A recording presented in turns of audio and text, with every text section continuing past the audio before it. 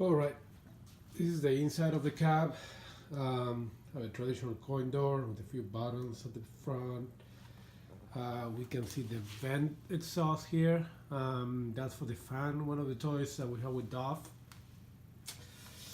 We have 3 amps here. The center one is essentially the back glass sound system, and then we have 2 amps for Purman's Dove. So we end up having uh, three sort of a 2.1 channel, the back glass, essentially 2 speakers around there, and then in the center of the cab we have a subwoofer, and then for PMD what we have are, let me show you, like those type of exciters. We have 3 at the front, there's 1, 2, and 1 on the other side, and we have 2 on the back, 1 about there, as well as maybe we can see that little 5-inch subwoofer at the back of the cab. That's essentially the whole subsystem. This is the Dove setup, which is a Seb's kit with a bunch of toys. Has 10 solenoids, have a knocker there. Then I've added a 3-chime unit, the Gottlieb unit. On the other side, see if we can see that. There's a bell. That's a Gottlieb bell. I've shown you the fan before. Then we have a bunch of other LEDs, like undercab LEDs and stuff like that. You can see the computer at the back. That's just the motherboard sitting the bottom of the cab, essentially, with the video card and a few other goodies. At the back, for the most part, we have power. There's a smart power supply there. We have the PSU for the PC, for the motherboard, as well as a 12 and 5-volt power supply for the most part the toys, the D&D, and a few other things. And this one is gonna be tough to see, but right underneath the Dove setup, there it is. There's a 24-volt DC power supply for the chimes, the bell, essentially the toys that require more power. So this is about it. As you can see, a lot of wiring. I'm not extremely neat with wiring, but follow best practices in terms of separating voltage, high voltage, low voltage, as well as some wiring from power wiring to avoid feedback. One thing that helped me a lot was a couple things actually. One is that bonding bar, see up there, where I bonded all the metal parts from power supplies to large pieces of metal, including the legs, amps, etc. As well as, see if we can see it this way.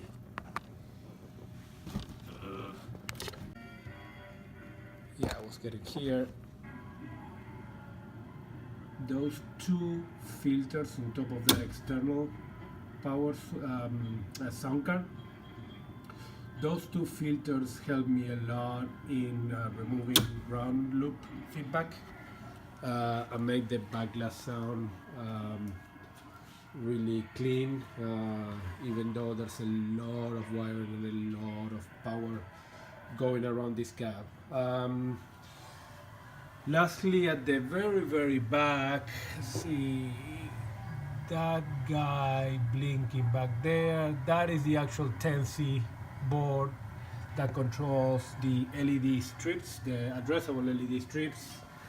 We have LED strips here on the side, as well as here in the back. The ones under the cab, as well as around the speakers, are not addressable or regular LED strips. Then lastly, I'm not sure I'm gonna be able to show you this when I'm holding the phone, but you can see that the main play field is on a hinge over there, and I have this guy here that I can just take out and essentially bring the playfield down. Okay, so let me show you the software now.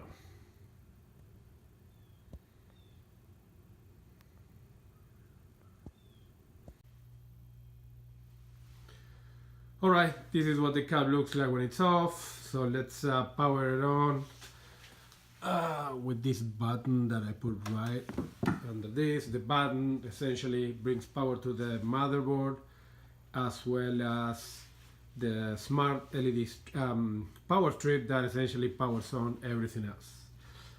So this is powering on. Let's give it a few seconds. Takes about, I don't know, 35-40 seconds to be ready for play.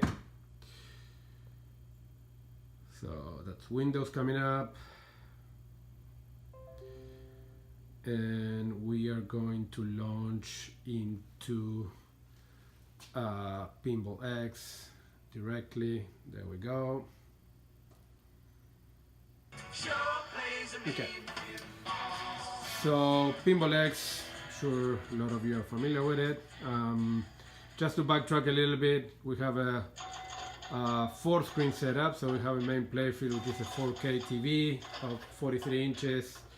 We have a 31-inch HD backglass TV.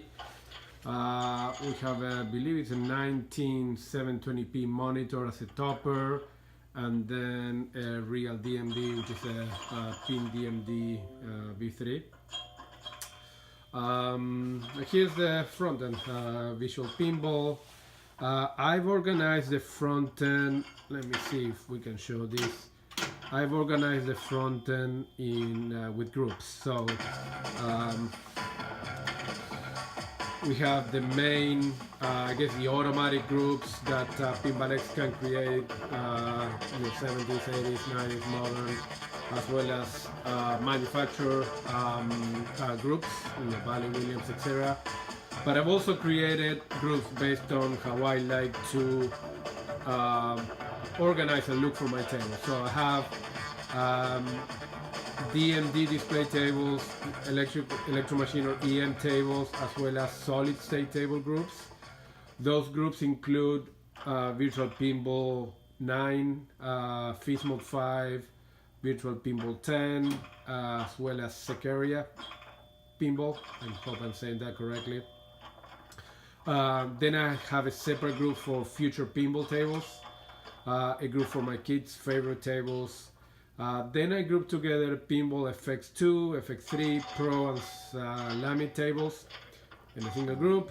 And then, let me show this again. Then I have lastly a group that contains all my Pinball X tables. So there is certainly repetition here. For example, I don't know, the ACDC table can be both in the Visual Pinball X as well as the DMD tables. And also the favorite table group, group that I just skipped when I was going through the list. That is essentially my favorite table group. Pinball X could be a little bit better in managing databases. For example, I would love if I can just create, let's say, the Tron table, mark it as a favorite, and PBX would be smart enough to just put it in the favorite table group as well as the DMD table group, but it's not that sophisticated, so there's a lot of manual management of the databases. Essentially, when I add a table that happens to be a favorite, I have to add it in maybe 2 or 3 different groups, but it's not a big deal. I might be adding probably 1 table every 10 days or so. There's a lot of new updates coming up, so that's sort of replacing old tables. But it takes a little bit of database work. It's not a big deal, but could be better though. So let me show you how a few tables launch. I'm not gonna play. You probably don't want to see me play in this video, but let's say let's go to the DMD group. Here we have a of the DMD table from Visual Pinball. Sorry. So let's pick a current favorite. Everybody's really excited about Terry's work on Tron, so let's pick that one. We're almost there. A few versions of The Walking Dead. Oh, and now I remember that the table we call Tron is actually Disney Tron, so it should be in the Ds. There we go. So I'm gonna back up a little bit and launch it. This is actually a beautiful table, so it's nice to see it a little bit from far. Has a nice static topper. We could have a video topper there, but because we run a Peanut player, we don't want to have a video playing up there. That's probably for a separate conversation. But yeah, this is the table. Looks really nice, and as I say, I'm not gonna play. You can see demos of this table played, in many other places. I just noticed that I see myself reflected on the DMD. Could be better, but it's what we have.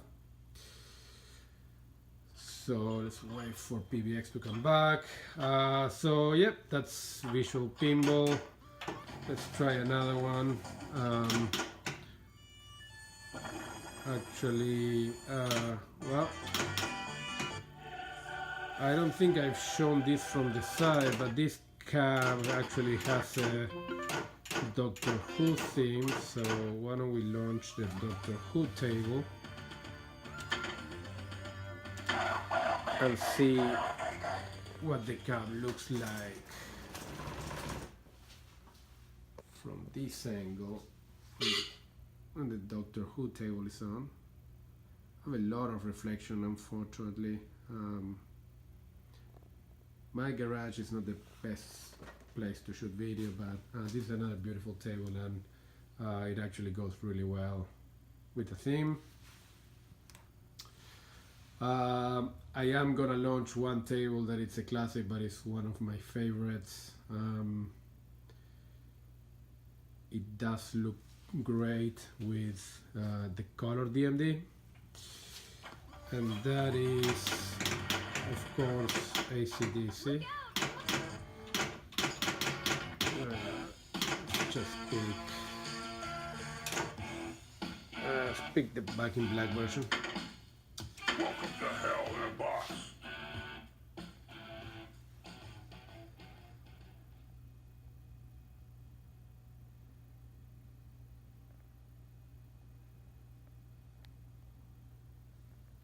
There are 4 versions of this table, as you probably know.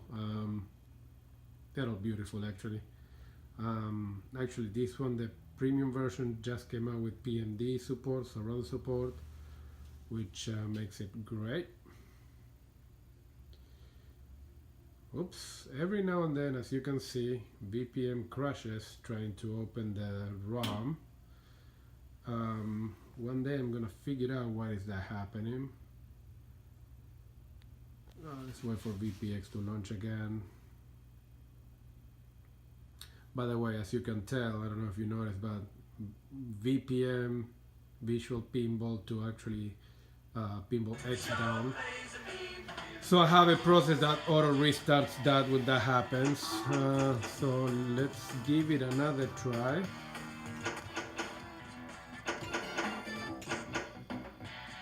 I'm not gonna waste a lot of time on this, so let's try it one more time. And if it doesn't work, we'll just move on.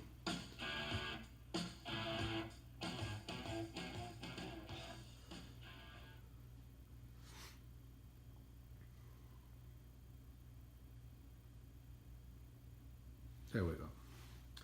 Now it launched fine. Yeah, as I said, this is a beautiful table.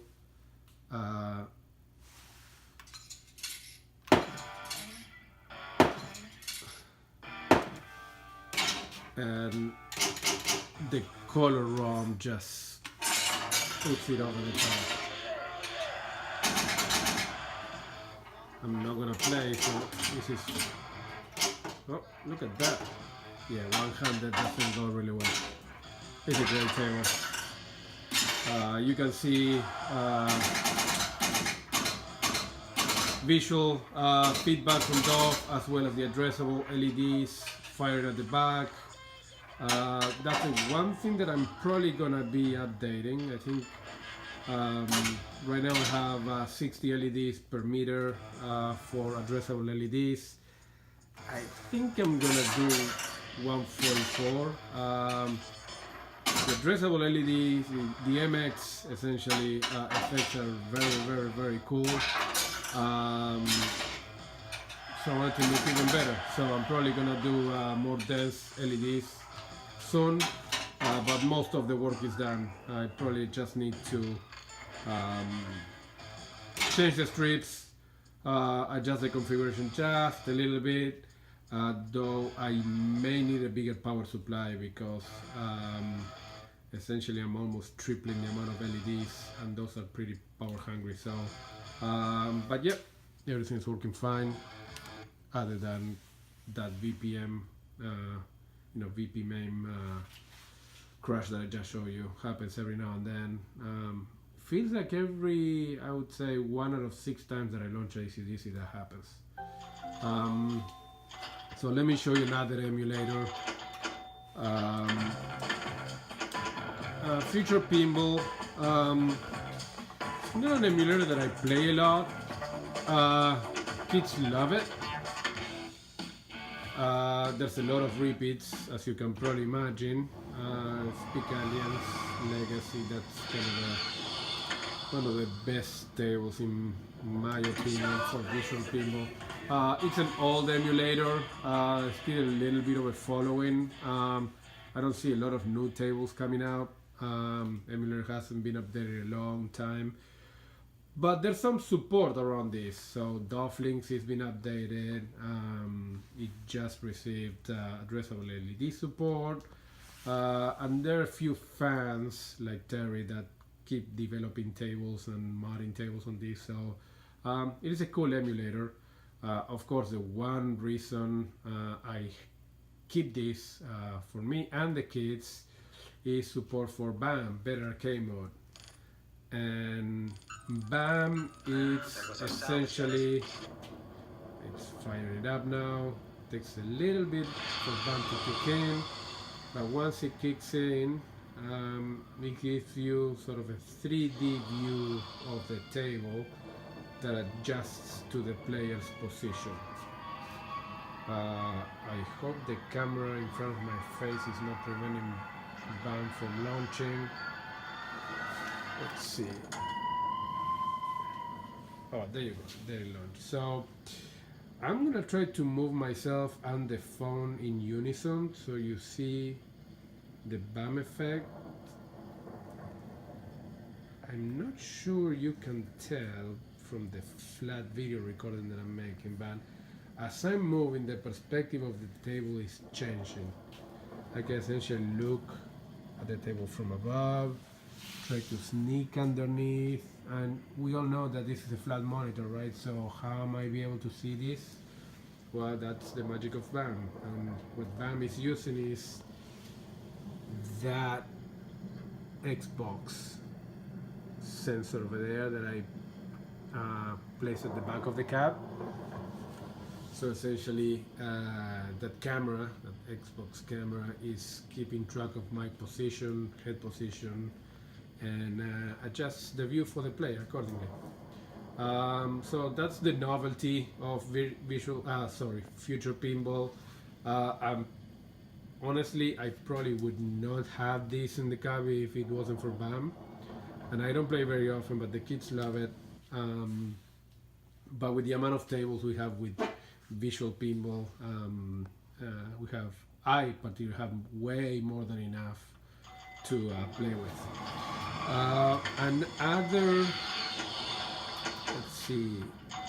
Another emulator we have here are the Pinball FX.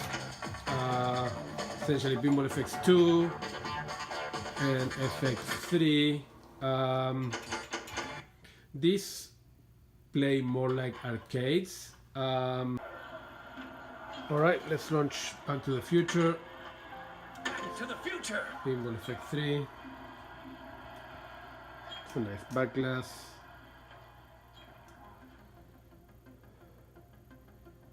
Every now and then this table loses focus for some reason, but it looks good.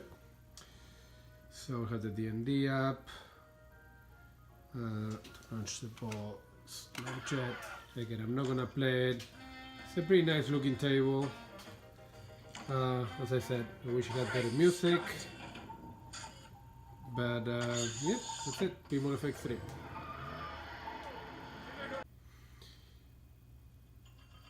Let's see if we can show straight this one, which is a Pinball Effects 2.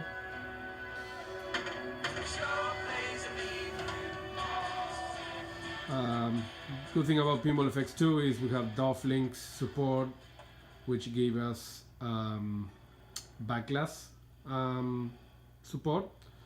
So I'm not particularly seeing much going on video here, but I see on the backglass there's sort of a smoke fog effect going on there. So there is a dynamic backglass. The DMD is working, of course, and yeah, once we start playing, we're gonna get some feedback from DOF. Yeah, we have lights, we have solenoids, and I'm not playing. I'm trying to keep my eye on the video. Let's see, one-handed. This is not gonna go well. Anyway, that's another emulator, but as you can tell, it is more arcade looking. Give you the option to change your view. This doesn't do much if I don't launch the ball, so let me launch the ball. Once you launch the ball, you can have different views. So yeah, these are fun. My son likes the soccer tables. Women's of Marble is one of my daughter's favorites. So yeah, this is another emulator we have here. And then a couple more, like Slam It and Pro Pinball. I used to have Pinball Arcade. I killed that. Not going into detail there, but essentially it's just too slow for me, and literally there's like probably 3 tables only that I do not have on Visual Pinball. So there were a lot of repeats, and they took a lot of effort for that emulator to work in cabinet mode, and it doesn't quite look right anyway, so I took that one out. So that's about it in terms of software. There's a lot of software in it. Takes quite a bit of work to get everything working, as you can tell. I still need to tune a couple things. Pinball Effect 3 was working and now it's not working. But at least it's not showing cabinet mode. I need to figure that out. But yeah, this is it. I have about 660 tables, as you can see. And just as easy as I turn the cap on, I can come here and just say shut down, and from here it essentially shuts down the whole cap. Once the computer shuts down, power to the smart strip goes out and every other component turns off. And that's about it. That's my cat.